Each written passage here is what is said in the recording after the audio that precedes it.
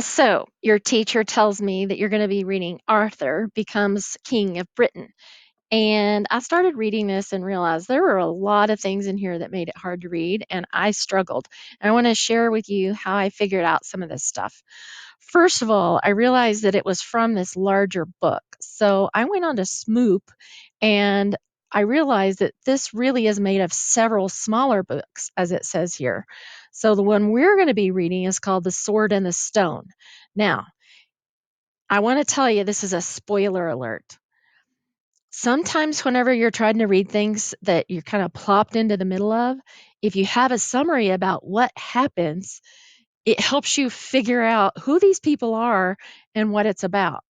Now, I figured that out later, but what I want you to realize here is that you've got some keys in here that help you figure out what's going on.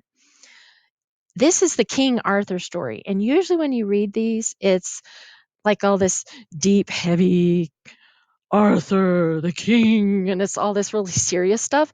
Whenever I was reading this, you can hear the tone in this. It's like making fun of them. It's making them more like real people, less legend like and heroic.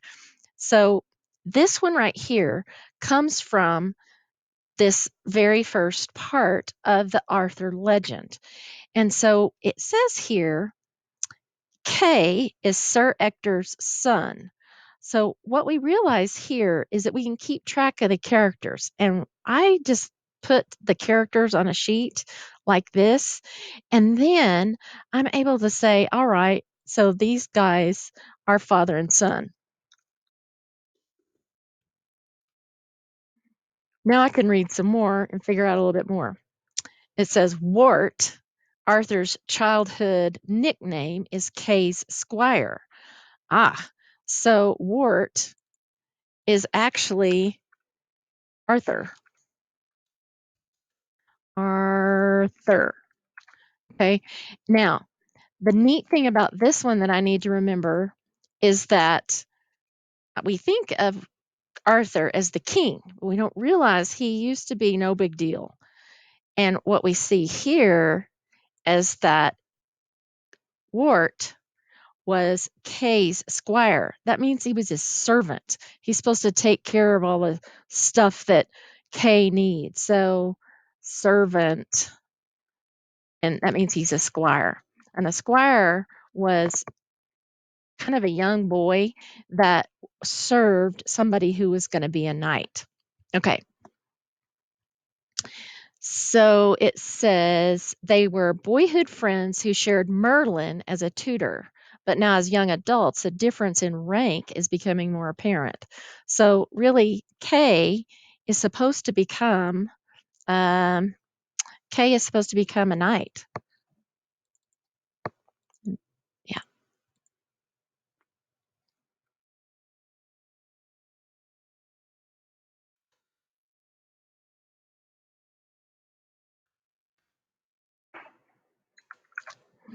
And so he's kind of like the boss. But now we see also that we've got a connection here with Merlin.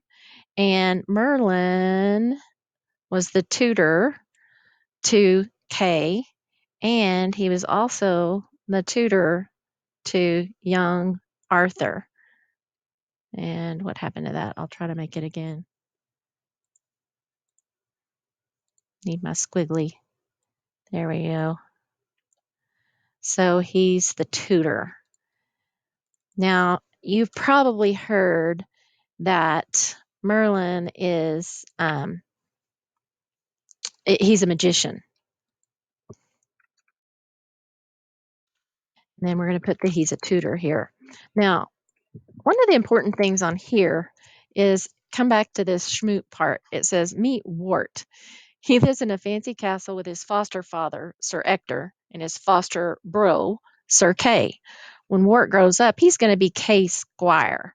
Merlin, a mystical, magical mister who lives backwards through time so he can predict the future sometimes, answers an advertisement to be a tutor for the two. And what an education he gives Wart. And this is going to be important for you to pay attention to because later on in the story, it's going to talk about all these animals. Um, and it's a reference to what Merlin had done to Arthur at the beginning. Merlin turns the young boy, Wart Arthur, into different types of animals, such as a falcon, an ant, a goose, and a badger, all to teach him lessons about the world, mostly about power, force, and tyranny. He learns that might does not make right. In other words, just because you're powerful doesn't mean everything you do is appropriate.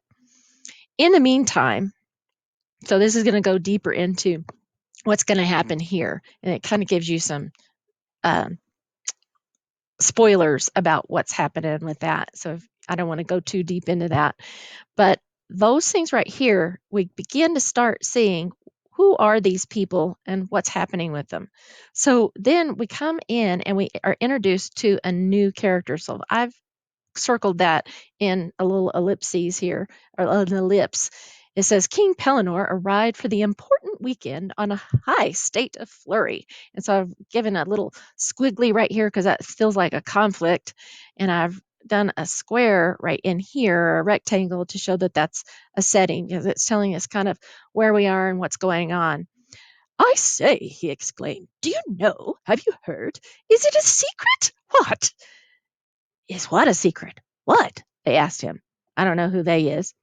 Why, the king, cried his majesty. You know, about the king. What's the matter with the king? Inquired Sir Ector. Ah, so we know that guy. You don't say he's coming down to hunt with those darned hounds or is anything like that. He's dead, cried King Pellinore tragically. He's dead, poor fella, and he can't hunt any more. So what we see right here is King Pellinore. He must be a king from somewhere else because he's not like of another area, right? And so what he does here is he announces that um, King is dead, and he's telling that and talking to Sir Ector. So I'm going to draw my line right here. And so now what we see is there are all kinds of conversations that happen in here that lead up to the announcement of um, who's dead and why. Sir Grunmore, okay, so that's another guy in there, and I don't think I have him down here. So I'm just going to make a little box for him real quick. He's another sir. And apparently he's just there while all of these are figuring out what's happening. Sir Gunmore stood up respectfully and took off his cap of maintenance. The king is dead, he said. Long live the king. Everybody else felt they ought to stand up too, and the boy's nurse burst into tears. There, she sobbed. His Royal Highness dead and gone, and him such a respectful gentleman. Many's the illuminated picture I've cut out of him from the illustrated missals. Aye, and stuck up over the mantel.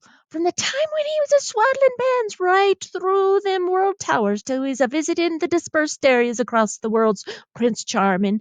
There wasn't a picture of him, but I had it out, and give him a last thought to nights. Compose yourself, Nanny, said Sir Ector. It is solemn, isn't it? Said King Pellinore. What? Uther the Conqueror, 1066 to 1216. And so now we know who the king's name is that died. This one right here, he dead. And so the nurse right here, we just know that she's having a little pity party, and she was the boy's nurse. And so she's talking about how sad she was that he's gone and that she had taken up the church bulletins. That's what these things are right here, and cut his pictures out of them. And so we continue again. A solemn moment, said Sir Grenmore. The king is dead. Long live the king. We ought to pull down the curtains, said Kay, who is always a stickler for good form, or half-mast the banners. So he's talking about the things that people normally did when other people died as a sign that they were being respectful in their mourning process. That's right, said Sir Ector. Somebody go and tell the sergeant at arms. Well, that's another character here. And so I'm just going to add a little box here. Oops, give me my shapes. There we go.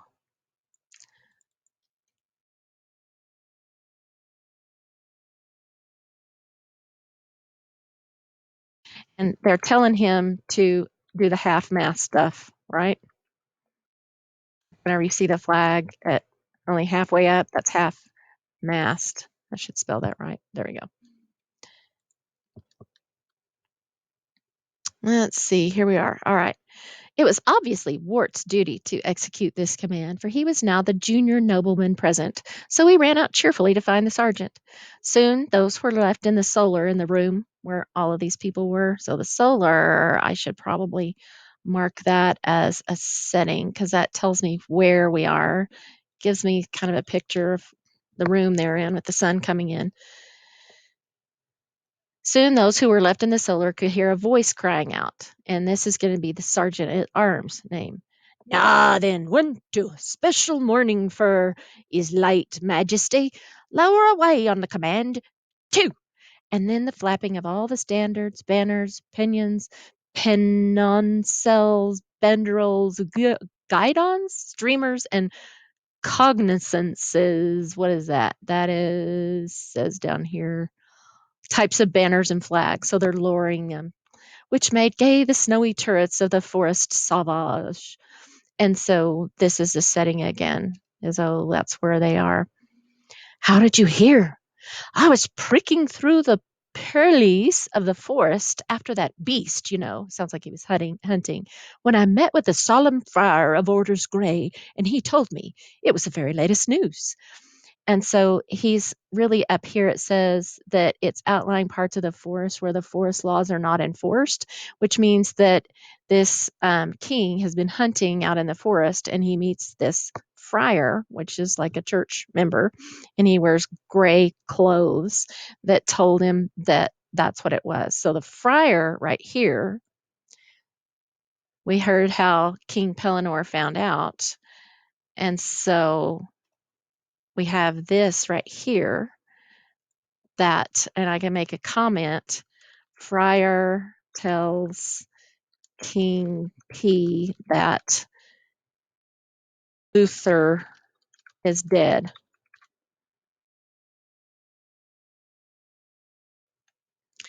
Poor old Pendragon. Well, that one right there, they're saying poor old Pendragon. Well, the only person that's poor and old or that they could feel sorry for is the person who died. So what we realize here is that Uther the Conqueror that's dead, his other name is Pendragon. And so when we come over here, in the meantime, King Uther Pendragon has died without leaving an heir to the throne. Never a smart thing to do.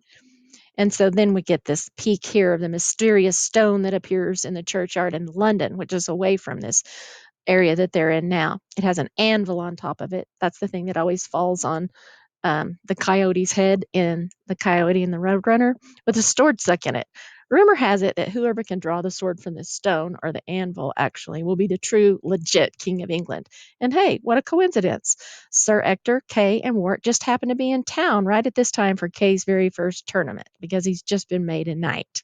So, as we continue to read along in here, we're going to see some other things that happen and continue us on toward this work. So, what I'd like for you to think about is what we've done here. We're marking the text with setting and characters, and we're realizing that we're also able to make these connections here and make some comments with it, like this one right here. What I need to say that's really important here, he's died without an heir. Usually what happens whenever countries have kings that die without an heir, it usually goes into a time of war or a seeking for the new person that is going to take control of the country. So here's a technique that you can do to help keep track of who these people are. And I want you to realize that you can annotate and write on the text. And once you get through and stop, we had to stop a lot in this first couple, well, really page and a quarter to figure out what was going on and orient ourselves to who these characters are and what they're doing. And by doing so, the longer you read it, the easier it is to figure out what's going on. So I want you to go ahead and try this same technique as you continue to read, and I'll check in with you a little bit later.